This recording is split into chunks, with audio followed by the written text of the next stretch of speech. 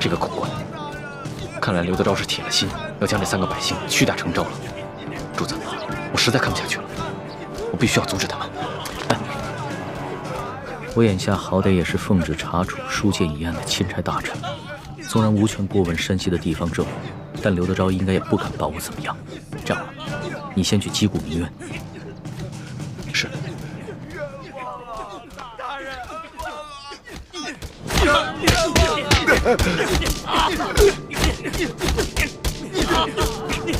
大人。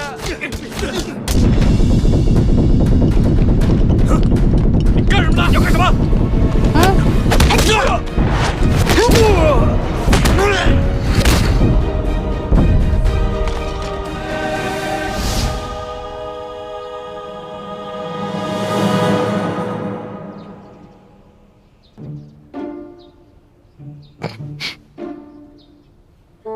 龙小弟，武功长进了吗？那是，跟了老大这么久，总得学点本事不是？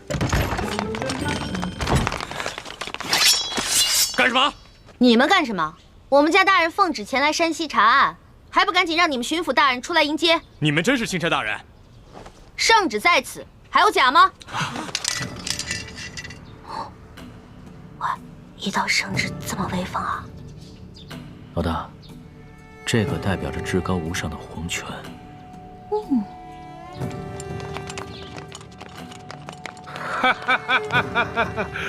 龙大人，刘德昭恭迎钦差大人。早就听说龙大人到了舒大人的府上，本该前去拜会，只是公务繁忙，实在是走不开呀。早有耳闻啊，这山西旱情严重，刘大人一边忙着赈灾，一边忙着缉捕盗匪，确实是忙得很呐。龙大人此次来奉旨调查舒大人遇刺一案，不知办得怎么样了？今日龙大人来，可是想让本府助你一臂之力？确实是需要巡抚大人相助之处啊。本府定当全力配合。哎，不过龙大人，你也看到了，本府现在正在审理一起盗匪之案。不如这样，龙大人先暂时去我的后堂歇息，待本府办完此案之后，再到后堂听龙大人通报舒总兵遇刺一案的案情如何？刘大人，这3天前夜里发生的重大盗匪案，没想到今日就抓到了匪徒，刘大人的办案效率实在是让我钦佩。刘大人，不知本钦差是否可以在此旁观刘大人审案呢？龙大人呐，你不过是奉旨来查办舒总兵遇刺一案的，这盗匪之案呢，与舒案呐，没有任何之相关联。哎呀，若是要旁听的话，不太合适吧？刘大人，本钦差只是旁观而已，绝不干扰刘大人办案。再说了，等本钦差回了宫以后啊，这皇上问起在山西的见闻，我也好将刘大人的这高效办案的美名上达天听啊！哎呀，龙大人若是执意要旁听的话，那就堂上请。哎，请，请。刘大人，这3个就是劫银劫粮的盗匪吗？不错，现下人证物证俱在，可是他们抵死不招。大人，老朽实属冤枉啊！大人，刘大人，不知有何人证物证，可否给本钦差瞧瞧？龙大人，你可是奉旨前来查办舒总兵遇刺一案，好像这个案子与你的案子没有任何关系吧？你只静静的旁观就好了。这具体的案情，本府无可奉告。王13、谢大牛、胡二狗，你们现在可冤招了！冤枉啊！大人，冤枉啊！小民冤枉啊！好一帮刁民，看来不动大刑，尔等是不会招供的。来呀！大刑伺候。大人饶命啊！大人，冤枉啊！大人，冤枉啊！冤枉啊！大人，饶命啊！如今人证物证俱在，你们是抵不了赖的，还是老老实实的招认了吧，免得再受这皮肉之苦。大人，大人，老朽自打进了这个公堂，我就知道我不可能活着出去了。老朽经不起如此大刑，老朽冤诏啊，大人！我二狗、谢大牛，你们呢？小人冤枉啊！大人，王十三，你就先招吧。大人，我招。大人，老朽我实在是不知道该招些什么呀。好，你们3个人那是办不了翻墙入室、劫官银官粮的大事的，你们必然还有其他的同伙，而那些同伙也必定不是普通人，那些人应该是盘踞在牛角寨上的潜名余孽，才会如此的胆大包天，是不是啊？大人，大人，您说是就是吧？那你就将如何勾结牛角寨贼人的经过，如实的招来吧。这经过，大人，老朽年老昏聩，这经过我实在是记不清了，就以大人调查的为准吧。好，那么你再想想，你又是如何联系胡二狗和谢大牛，去给牛角寨的匪徒做接应的？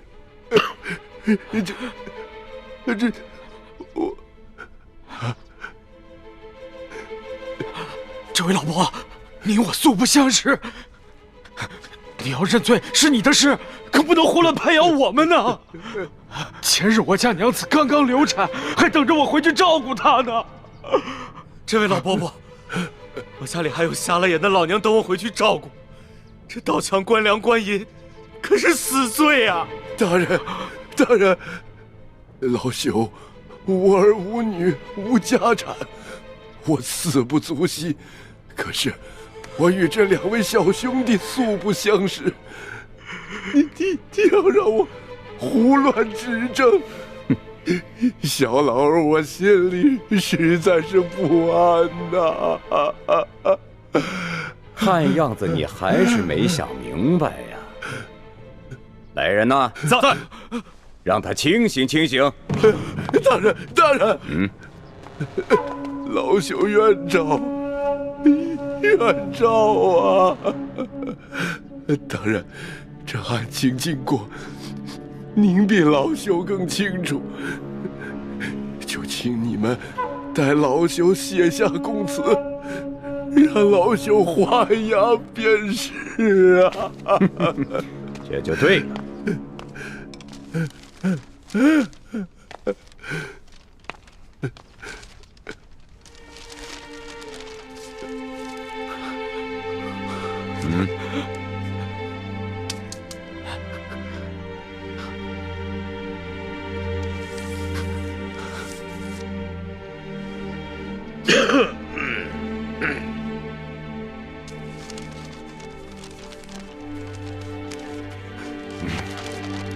来人呐，在，把王13押下去。是。大老爷，走，你们关闭民房啊！胡二狗、谢大牛、王13都已经招了，你们还要顽抗吗？罢了，胳膊拧不过大腿，被砍头也比这么活着受折磨的好，反正都是个死。小人愿招。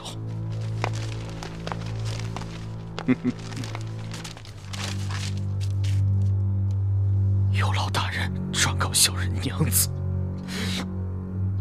小人不能陪他白头到老了，让他自行改嫁吧。你就放心吧。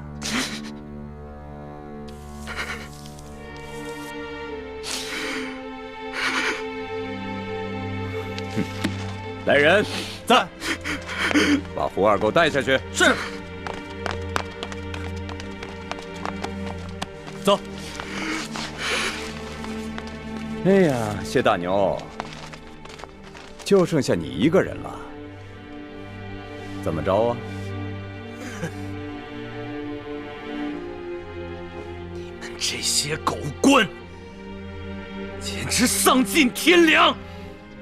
就算你们有本事瞒得过朝廷，瞒得过皇上，你们也瞒不过老天爷！住口！来人，走，把他的嘴给我塞上。是。慢着，贼什么嘴呀？他不是愿意骂吗？你让他骂。谢大牛，我告诉你，皇上远在紫禁城里，你就是把喉咙骂破了，皇上也听不见。现在呢，我就给你一次机会，你是直接画押呢，还是领教我这堂上诸般的刑法之后再画押呢？狗官，你不得好死！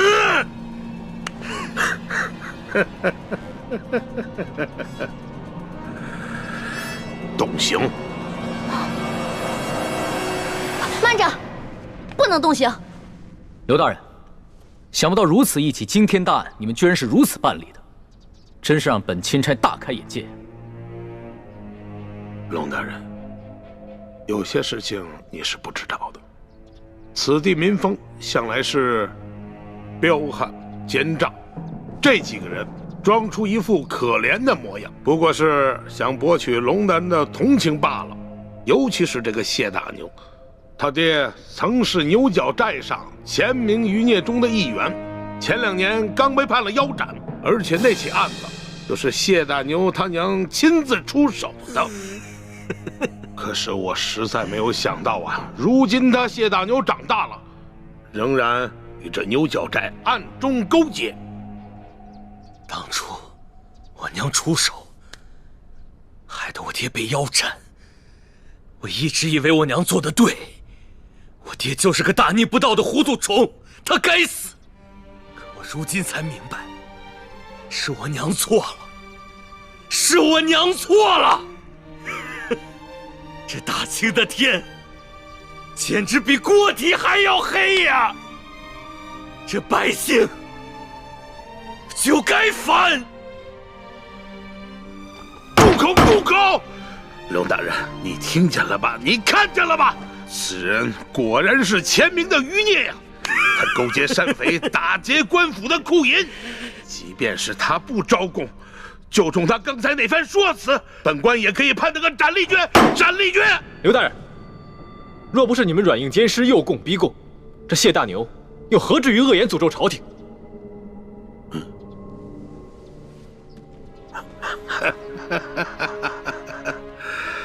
冷大人啊，这2位，一个是您的贴身丫鬟，一个呢是您的贴身护卫，算起来也是您的奴才。可是你今天看看，他们2个竟然敢在公堂之上对本府出言不逊。龙大人，你平时对你的手下是不是未免太放纵了一些啊？刘大人，这公堂之上虽应分尊卑，但更应该论国法。你这个审案的手段，的确让人无法苟同啊！哼，龙大人，这说起来，你虽然乃是一个奉旨办案的钦差，不过是官拜5品，比起我这2品的大员来说，似乎是还低了这么几级吧。而且这圣旨上写的是明明白白，你龙大人是来办理舒总兵遇刺一案的。龙大人啊，你这干涉我地方的刑案，恐怕是不合体力吧？刘大人，下官的官职是比你低，可是你就不怕下官回了京城以后，向皇上交旨之时弹劾你吗？龙大人，皇上虽然年少，但他却是圣明的天子，我想他不会听一面之词的。龙大人啊，你这一路辛苦了，我看还是到后堂先歇息吧。待本府审完这起案子之后，再同你好好交流交流同僚之谊吧。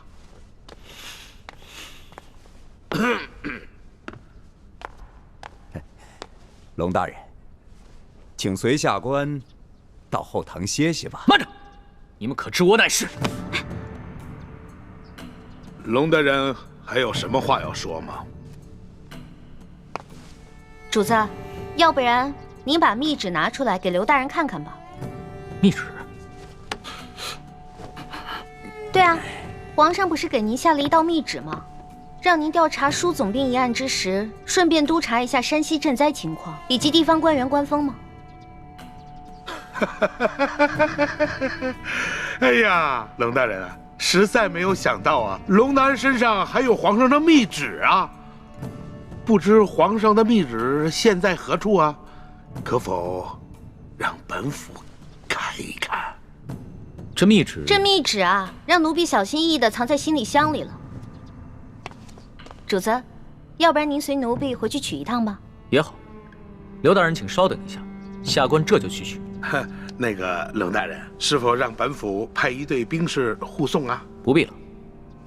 李护卫，你接着替本官陪审，顺便提醒一下刘大人，不要滥用酷刑啊。卑职遵命。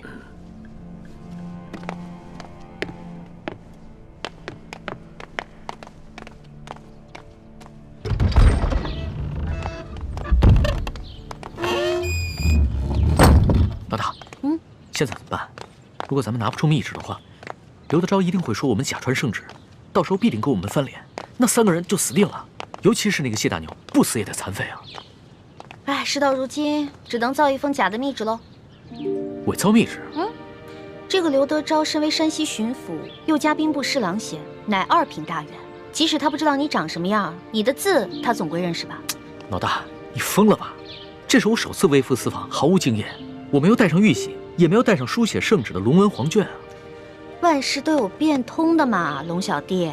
这个密旨肯定不能正式的写在龙文黄卷上啊！我们把宫里御用的花笺，加上你的御笔亲书，还有玉玺印鉴拿出来给他看，肯定能唬住他了。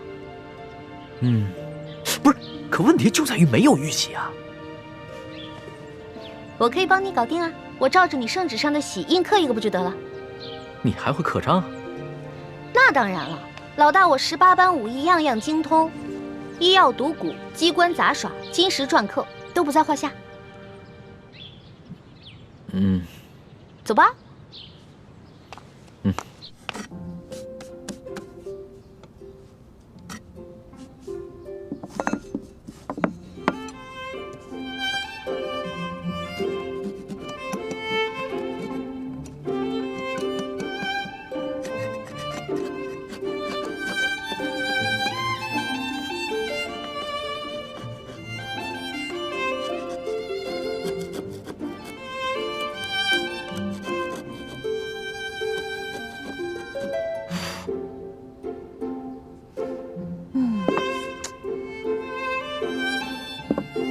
龙小弟，你看这样行吗？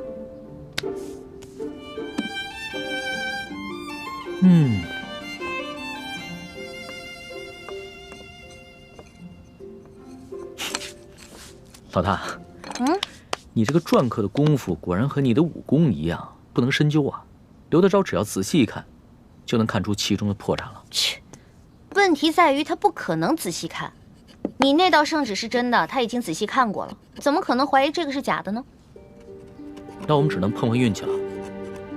刘德昭只要一看到这个密旨上的内容全部都戳中了他的软肋，必定就会心下大乱，不会仔细查看最后的印鉴了。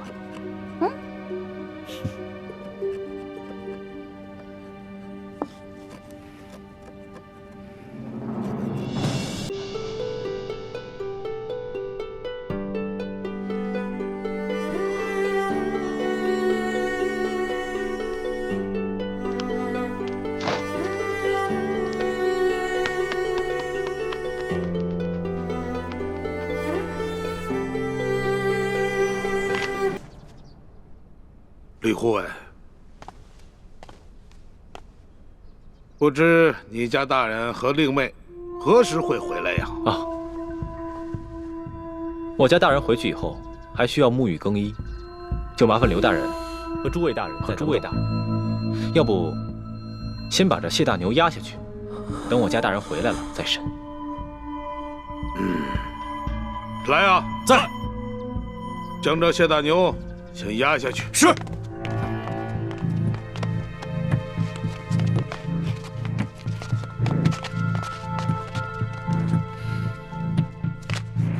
李护卫，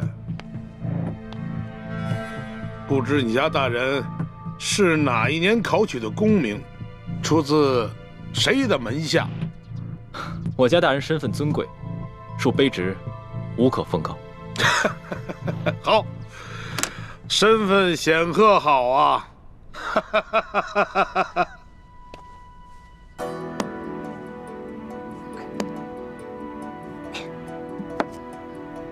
哇，大功告成！龙小弟，怎么奖赏我啊？奖赏？伪造官印已是杀头的大罪，这伪造玉玺是要诛九族的。龙小弟，什么意思啊？过河拆桥？我可是奉旨造假。我跟你开玩笑的。论到杀头的大罪啊，这几天我龙三犯的可不比你少。只不过老大，我真的很好奇，你到底是从什么地方来的？为什么会有这么多特殊的技能？我就是一个江湖混混啊，江湖小混混，自然要学得多一点，不然怎么混得开啊？对吧？相比于刘德昭啊，你更是让我大开眼界。亏你技艺不精，这个玉玺呢，你伪造的不能到以假乱真的地步，要不然的话，那可真就天下大乱了。龙小弟，我是不是做了什么忌讳的事儿啊？从此在你心里就记了我一笔了？没事儿，这要是别人呢，伪造玉玺，不管出于什么原因，我都不会轻饶了他。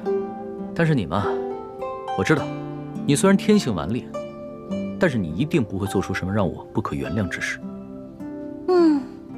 虽然你嘴上这么说，但是我知道，在你心里已经对我有防备了。早知道我就不出这个馊主意了。另外想办法救那3个百姓啊。反正呢，我已经打定了主意，这次回宫以后，就一辈子把你拴在我身边。这样的话，你就不会犯下什么连我都保不住你的重罪了。我才不要在那个像金笼子一样的紫禁城里坐牢呢。君无戏言，记住我刚才说的话。可是你现在已经不是皇上啦，你是我的龙小弟啊。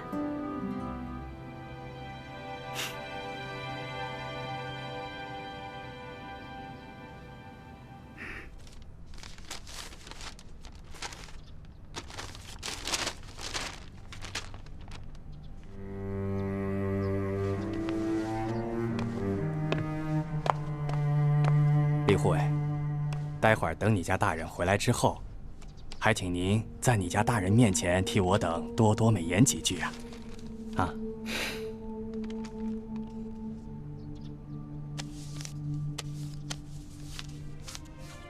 好说，好说。多谢。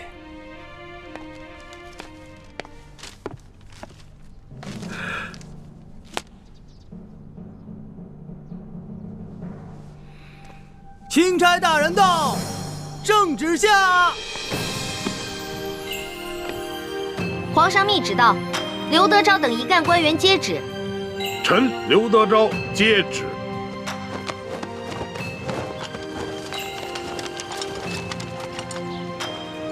奉天承运，皇帝诏曰：着龙3为钦差大臣，在查办舒总兵遇刺案之时，监督查访山西赈灾之详情，以及地方官员之官风政绩，如实禀报，不得有误。吾皇万岁万岁万万岁！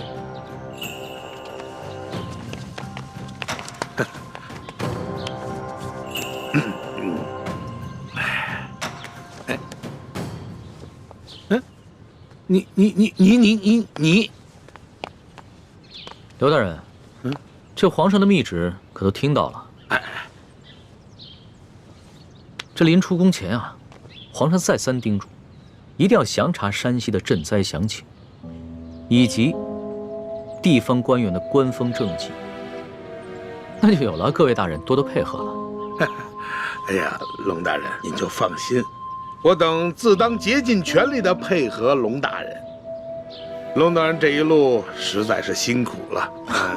这舒总兵的府邸的位置这么偏僻，而且呢，设施呢又这么简陋，实在是委屈龙大人了。龙大人是这样啊，如果龙大人您不嫌弃的话啊，毕府呢有一个小小的别院，而且环境十分之优雅，出行呢十分之便利。大人可否考虑移驾到小院暂住啊？多谢刘大人的美意。只不过啊，这皇上下旨让下官巡查当地的官风，你我不适合走得太近，只怕别人容易多说闲话，对你我都不利啊。哎呀，龙大人，你看你啊，自京城远道而来，那是翻山越岭啊，太辛苦龙大人了。你看啊，你既然到了这里，那怎么着也得让我们这些地方的同僚尽一尽地主之谊吧。主子，咱们这几天在舒府，天天粗茶淡饭，嘴里都淡出鸟来了，不如就看看这刘大人有什么好东西招待我们。鸟的，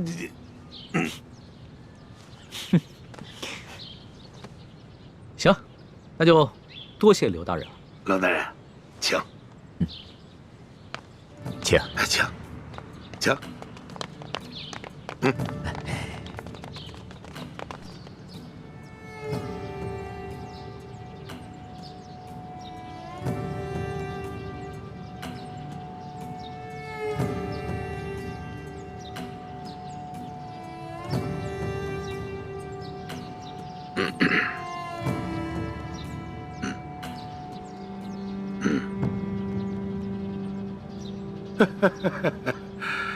哎呀，龙大人啊，能够来此与我们这帮地方同僚小叙，实乃是我等荣幸之至啊！龙大人啊，咱们就别干看着了啊！这些呢，都是毕府的小厨做的一些家常小菜，不知可否合龙大人的胃口？来，龙大人尝尝，尝一尝。刘大人，哎，你这一桌佳肴，不见寻常的鸡鸭鱼肉，全是些难得的山珍海味。刘大人啊，你这家常小菜可比皇上御膳的规格还要高啊！龙大人说笑了啊，这是夸奖我啊。是这样，有菜不能没酒啊。来，龙大人，尝一尝，这可是啊，来，自西域而来的葡萄酒，冰镇之后口感更佳。来，尝一尝。来，二位你们也随意。外面赤日炎炎，焦土千里，没想到刘大人府上还有这冰镇的葡萄美酒啊！不怕龙大人笑话，本府呢体胖怕热，故而呢在这家中多挖了几口冰窖，每到隆冬之时呢，就会大量的取些冰块，以度炎夏。刘大人会享福。此次山西等省大旱，这皇上啊，在紫禁城里是食不下咽，寝不安枕，麻衣素食1个月之久，还赐龙血抄佛经，这才求得一场甘霖。看来这做天子的，真是不如这做臣子的逍遥自在啊！哎呀，龙大人，此话严重了啊！来，哎，吃菜，来吃菜啊！大人请。刘大人，不必忙活了。你这一盘盘的佳肴，在本钦差的眼中，就是民脂民膏；一杯杯美酒，就是黎民血泪。恕本钦差难以下咽。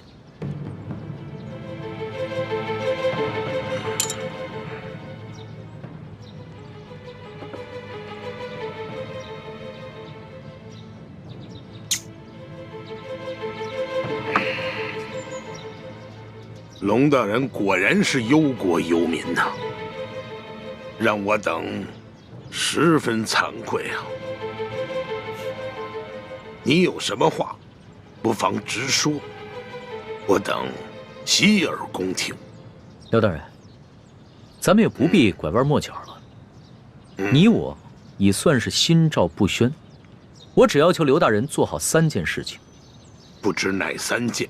第一，放了王13等人，还有那日你在你小舅子园外抓捕的那些灾民，全部无罪释放，并加以赔偿。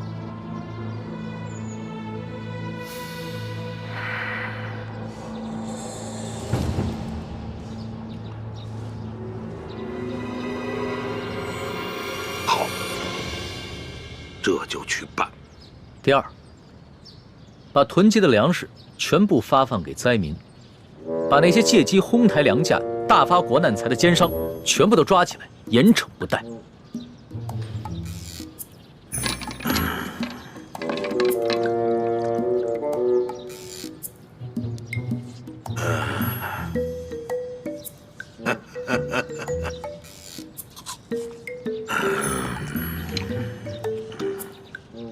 好，这就去办。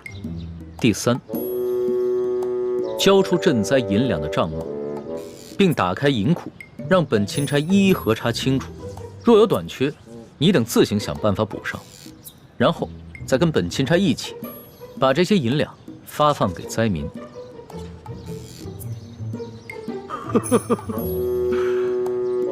二位没觉得这个天儿格外的闷热吗？是是啊，热得很。好啊，我这就调集人马，即刻就办。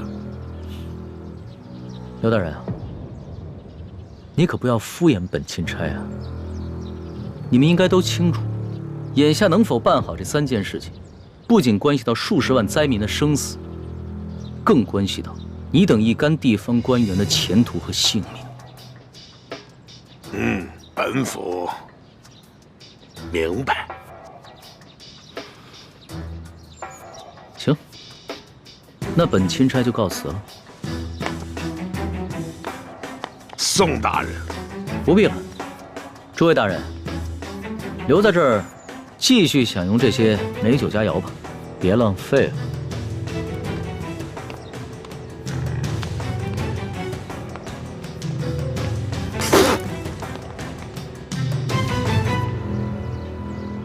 易欢，你真是太不知天高地厚了，居然敢刻假玉玺！你知不知道，你这可是犯了帝王的大忌。虽然皇上表面上夸奖，但你知道他内心是怎么想的吗？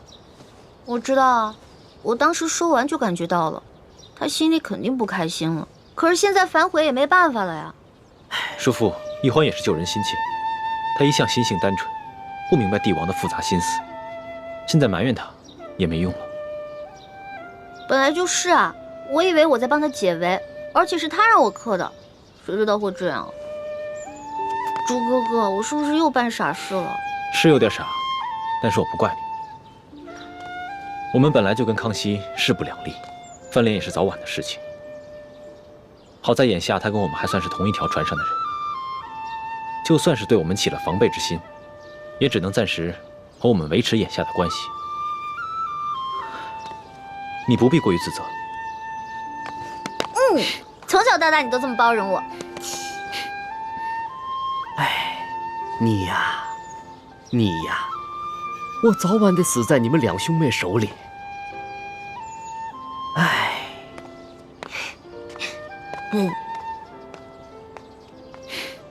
死在你手里。你呀，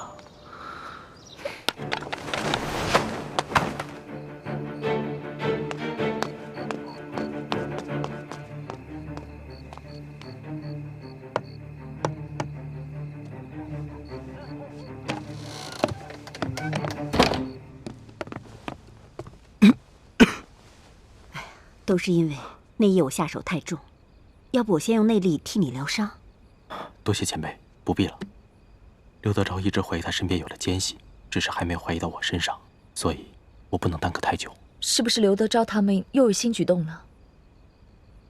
今天钦差大人直接来了府衙，还亮出了皇上的密旨，把刘德昭他们吓了个半死。钦差大人走后，刘德昭便召集了他那几个心腹的官员和府上，一起商量对策。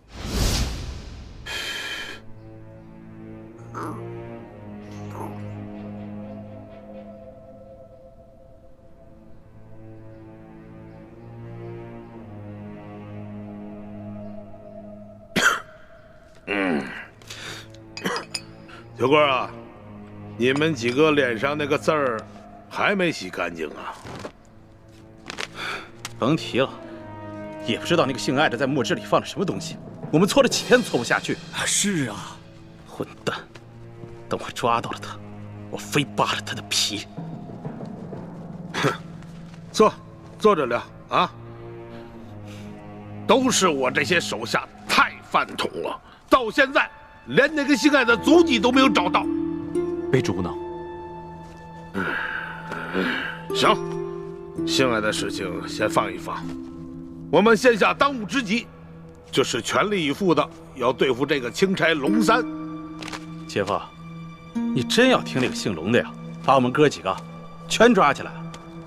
要真把哥几个抓起来，是去走走过场也都罢了，就怕这个龙大人啊，是存着杀鸡儆猴的心思，不肯见好就收就完了。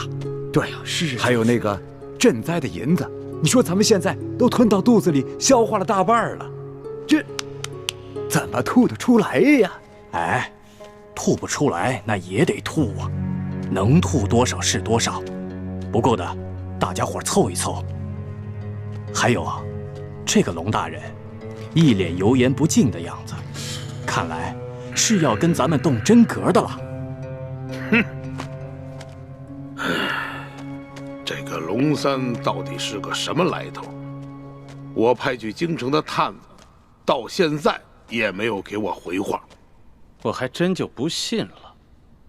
这世上有不偷腥的猫吗？甭管怎么样，咱们先备下重重的厚礼，探探他的底儿啊！哎，对，没准他眼下的假正经，就是为了将来狠捞一笔。哎，还有，我看那个龙大人年纪轻轻，血气方刚，正是干柴烈火的年龄。你们府中谁还有没开包的绝色美人？哈，也别藏着掖着了，赶紧贡献出来。等把这厮弄上了咱们的船，先渡过了眼下的难关再说。啊？有吗？没有。有吗？没有。你有吗？没有。我有。我府上啊，还真有这么一位美人，不但人长得美，性子温婉，而且弹得一手好琵琶。哎，姐夫，我原本可是要孝敬你的呀。你小子，哎呀，任这美人如何的貌美天仙，我现在已经没有这种心情了。也罢，让这个美人去试一试龙三。哎，秋官啊，记好了啊，一定要查清楚这个女子的身份，不要再给我添乱子了。你放心吧，姐夫，她呀是一个孤女，我发现的时候都快饿死了，是我收留了她。锦衣玉食养着她，现在对我是感恩戴德，让她陪陪钦差大人，不为过吧？哎，不为过，就是。我想，二位一定也猜得出来，他们所说的这个绝色美人是谁吧？该不会就是婉欣妹妹吧？正是。婉妹知道裘贵要把她送给刘德昭，她以为只要进了刘府见着我们便有机会私奔，所以这几日她在裘府不哭不闹，还假意奉承裘贵。我本想等我伤好了把她救出来，可没想到这帮禽兽居然想让她去侍候钦差大人。裘贵这个禽兽，早晚有一天我要亲手宰了他。刘德昭等人若是把舒婉欣献给钦差大人，那他私自出逃，让人冒名顶替进宫之事就会暴露。所以我才急着来找你们报信儿，跟你们商量对策，但一直没找到机会，直到现在我才能偷偷溜出来。孟大哥，你还是来晚了。刚刚刘德昭的人已经接走了钦差大人，想来就是要行使这个计划了。什么？那如果钦差大人识破了婉妹的身份，而你是冒名顶替，那你和婉妹就都麻烦了。眼下之际，也只有我立刻赶去刘府，在舒婉心被献给钦差大人之前，把她给劫走。好，那我现在就回去，暗中协助你们，希望一切还来得及。好。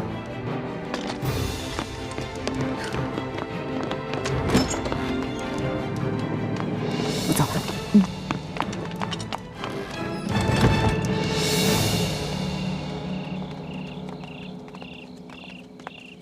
钦差大人，我家大人有要事要和大人商量，请大人独自入厅，随行人员且留在厅外等候。那可不行，我是龙大人的贴身护卫，不能离开大人半步。哎，无妨。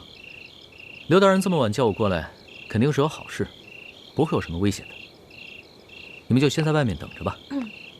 哎，你那件背心穿了吗？主子，跟刘大人有事好好商量，千万别翻脸啊！你这么关心我？哎呀，我知道了，现在还不是翻脸的时候。大人这边走。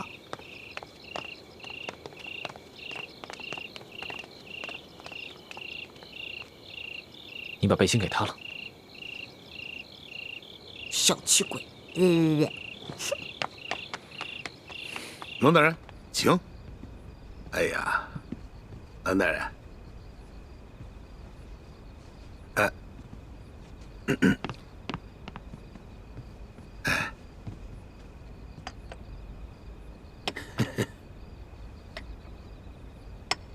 赶紧赶紧。是。龙大人，来，坐。坐坐坐。刘大人，你这私人府邸用度之奢华，丝毫不逊于皇宫啊！龙大人实在是过奖了。这么晚把龙大人请过来，没有什么别的意思，就是想咱们聊一聊私房话，交一交朋友啊。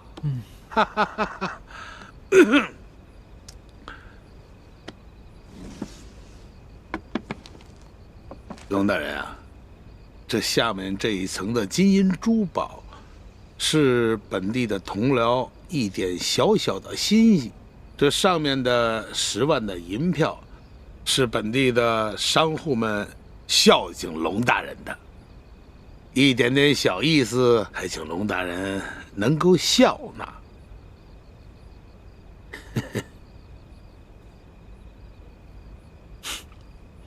刘大人，这礼我暂且收下了。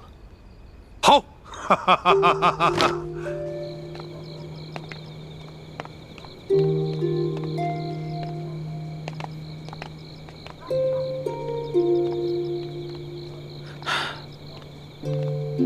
曼姑娘，等一下见了钦差大人，你可要好生服侍啊。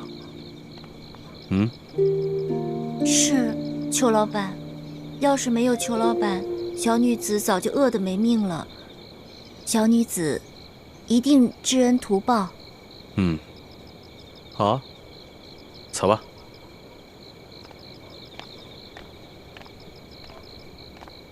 孟哥哥，你在哪里？等会儿听到我的琵琶声，你可一定要来救我呀！这礼呢，我已经收下了。刘大人要是有什么话，不妨开门见山的说吧。这龙大人果然是个爽快之人呐。好，那我就说，我知道，龙大人呢，今天看我在堂上审这个案子，不是十分的满意，我心里知道。可是龙大人啊，你是误会本府了。我什么地方误会了刘大人了？这些个打劫官府库银库粮的，乃是这牛角寨上前明的余孽。可惜呀，这个牛角寨是易守难攻啊，所以本府呢就抓了3个替罪之羊，在堂上呢对他们是有些枉法裁判了。这不是也是为了那牛角寨上的前明的余孽诱他们下山吗？好一招引蛇出洞啊！哎，但是刘大人，你这无凭无据，怎能断定这打劫银粮的就是牛角寨上的前明余孽？龙大人，你有所不知啊，打劫官府库银库粮的有20多个人。这20多个人，他们个个是武功高强，训练有素，非一般的盗匪可比啊！想来，在本府的辖区之内，也就是这些牛角寨上的前明的余孽有此实力。哦，原来如此。不过刘大人，单是为了剿匪，就冤枉3个无辜百姓，还滥施酷刑。这也有违大清律例吧？冷大人啊，本府这不是也是剿匪心切吗？使用了一些非常的手段跟策略。我知道啊，龙大人呢，你有些疑义，可是我不是也按照龙大人的吩咐，把这3个百姓给放了吗？啊，还有前些日子在裘国的庄园抓了几个闹事的灾民，不是也一律都给放了吗？不瞒你说呀，本府还赔了不少的银两。龙大人啊，这样说来，您所交派本府的第1件事儿，算是办妥了吧？那另外2件呢？这第2件嘛，粮食可以放，但是不能发放过多。多少呢？咱们就意思意思，能够让龙大人回去交差就可以了。至于那几个粮商嘛，他们一个个的跟本地的官员那是有着盘根错节的关系。龙大人啊，我看最好还是不要抓了。那赈灾银两，不瞒龙大人说呀，山西这些年那是天灾不断呐，府库的银子早已经是入不敷出了。这朝廷下拨的银子啊，根本就是不够啊。有一点银子呢，也就填了往年的亏空了啊。就比如说吧，如果说按照朝廷的规定，每一个灾民发2两银子，每隔10里打一口深井，我的龙大人，银子根本不够使。所以我说呀，龙大人，你看这样好不好啊？您呢，睁一只眼闭一只眼，咱们每个灾民给1两银子，每隔30里打一口深井，这样你我咱们都好交差了。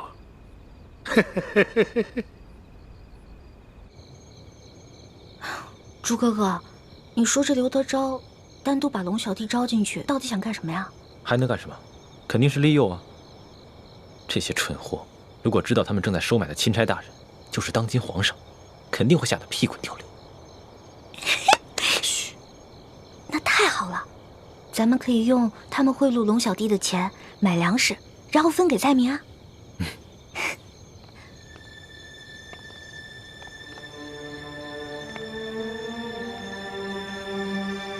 糟了，倾城，他怎么来了？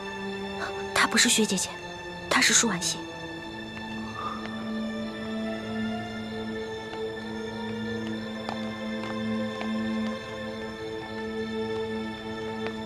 一姑娘，你怎么在这儿？你这几天怎么样啊？我挺好的，有劳一姑娘挂心了。你们不是那个外地客商的仆从吗？怎么会在这儿啊？啊，我们就是钦差大人的随从。啊？哎呦，那小的我真是有眼不识泰山了。前面的事儿，多有得罪啊！二位多担待。这位姑娘，在淮阳村的事儿，那是个误会啊，真的是误会。这位姑娘就是你们在淮阳村抢走的那位吧？哪能啊！万苏姑娘，那我一直是礼敬有加，半丁点我也不敢亏待呀。你要不信，你问他自己。哦，裘老板对我一直很好。那晚确实是一个误会。原来你叫万苏啊？万苏，舒婉欣。原来你是把名字倒过来说了。果然聪明。那万姑娘，你现在是？我现在，裘老板让我。是这么回事。巡抚大人呢，在里面呢。万姑娘弹得一手好琵琶，我就让她进府给巡抚大人弹几首小曲儿。二位，咱们回见啊。万姑娘，请。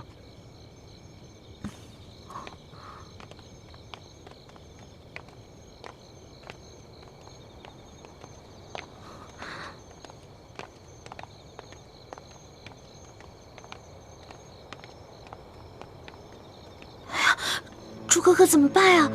这个裘贵肯定想把舒婉欣献给刘德昭。有这个可能。那咱们赶紧想办法把舒婉欣救出来吧。现在不能轻举妄动，否则惊动了康熙，让他发现了舒婉欣，就会坏了大事。哦，对了，咱们去找孟祥和，让孟祥和把舒婉欣救出来，最好能马上带她私奔，这样雪姐姐也安全了。不行，距离10年之期还有20天。这个孟祥和很迂腐，他一定不肯提前毁约，一定会坚持到期满之日才带着舒婉欣离开。那怎么办啊？不过，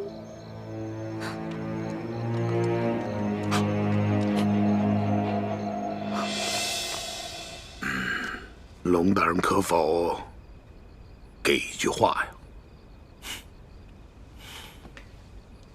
刘大人，哎，你们做的每一件事情，都够得上杀头灭族的了。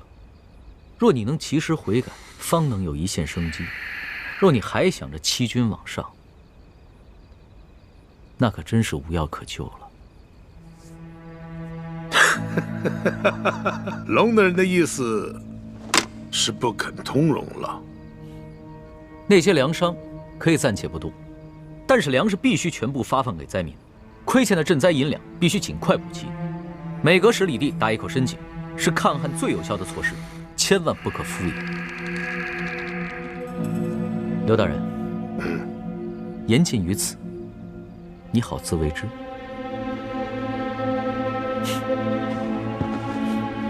慢！什么？他们让舒婉欣去色诱钦差大人？不行，我得劝主子赶紧回府，不能让他跟舒婉欣见到。且慢，易姑娘不可冲动。刘德昭早有2手准备，如果钦差大人不上钩，他便会马上翻脸杀了钦差，然后再嫁祸给牛角寨上的那些人。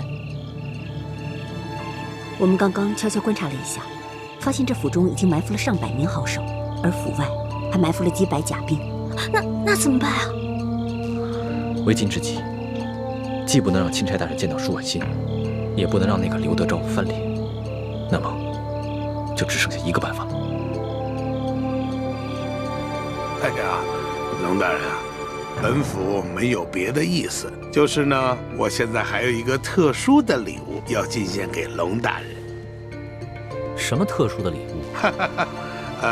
这个礼物啊十分特殊，在我另外一个小院之中，叫逍遥阁。来人呐！老爷，带龙大人去逍遥阁。嘿嘿，哎，大人请。哎，龙大人，哼，还是没有别的意思。给大人拿着。是。龙大人，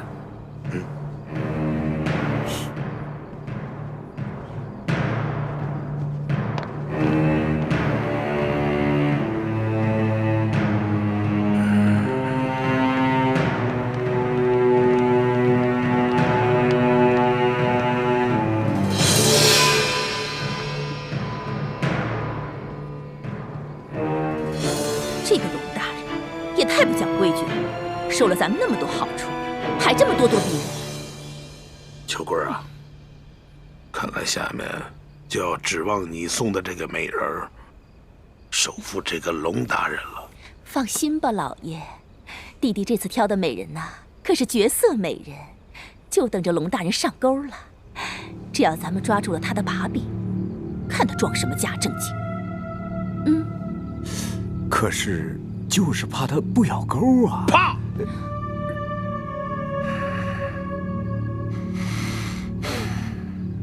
那就一不做，二不休。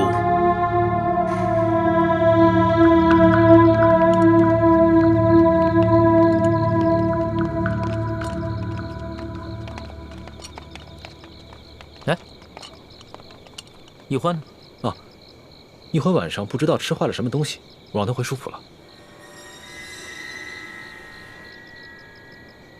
你先去前面等我。是。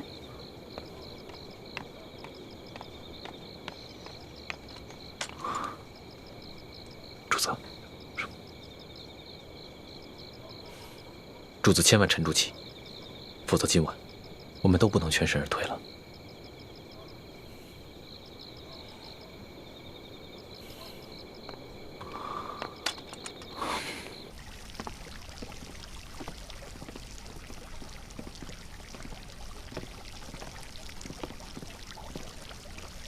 万姑娘，钦差大人随后就到，你可要小心伺候啊。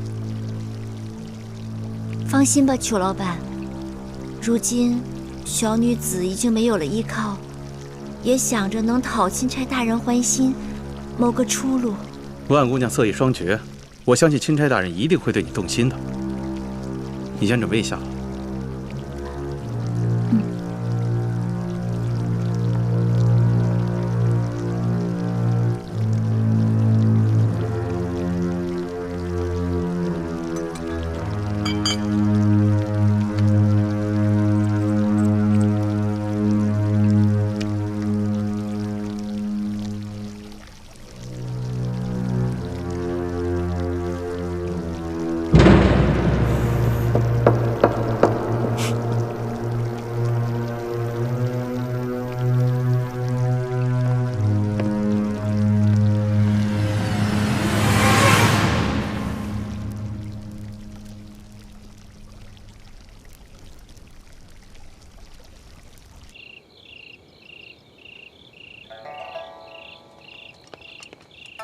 大人，到了。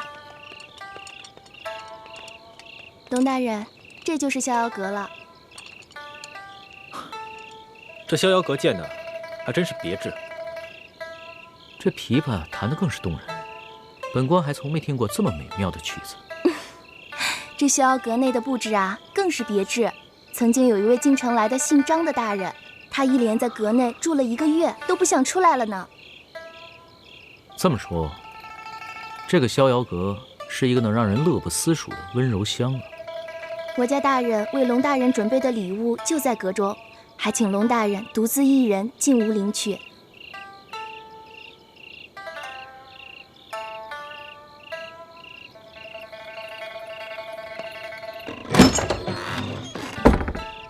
哎，护卫大人，你还是先去耳房待着吧。这不到天亮啊，估计龙大人是不可能出来了。啊，对了，这是我家大人给龙大人的礼物，您先收好了。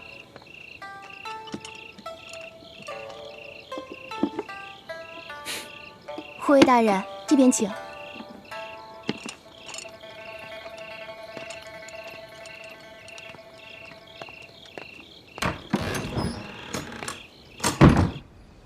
什么？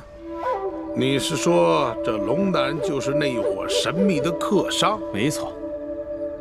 难怪我第一次见到他就觉得此人气宇不凡呢。杨参将跟他发生冲突，我还帮忙拦着来着。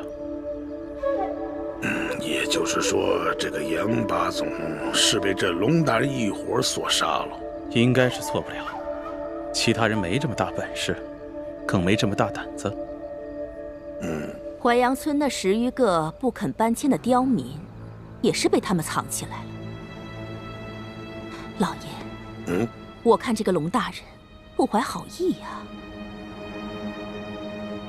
如果说我们连这美人计都失效的话，那看来我们只有是铤而走险了。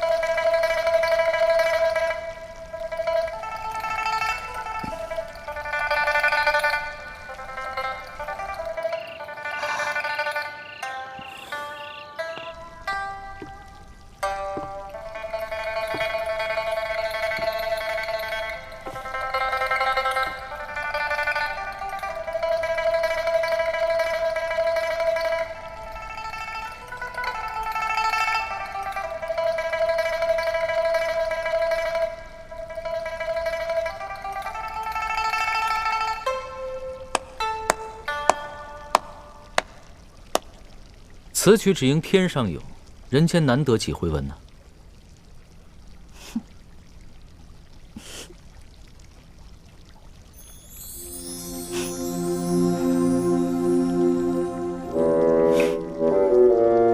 老大，你怎么是你啊？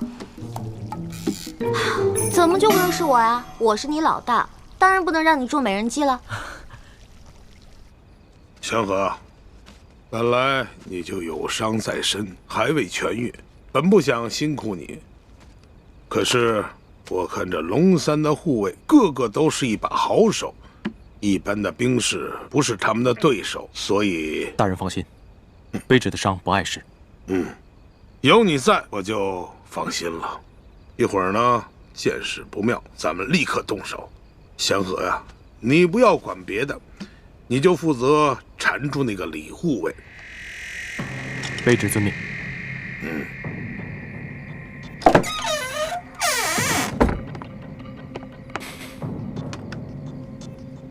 老爷，龙大人已经进了逍遥阁了。